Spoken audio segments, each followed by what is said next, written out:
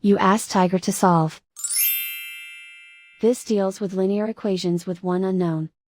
The final result is 8 equals -8/11. Let's solve it step by step. Group all constants on the right side of the equation. Add 8/5 to both sides. Combine the fractions. Combine the numerators. Reduce the zero numerator. Simplify the arithmetic.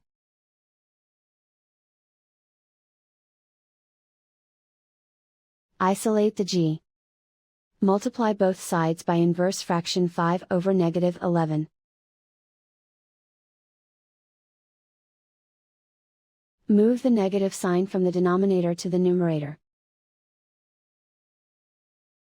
Group like terms. Multiply the coefficients. Simplify the arithmetic.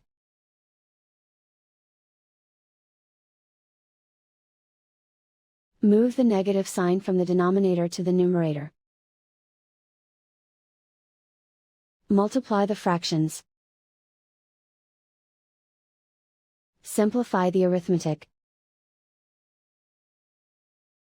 And so the final result is A equals -8/11.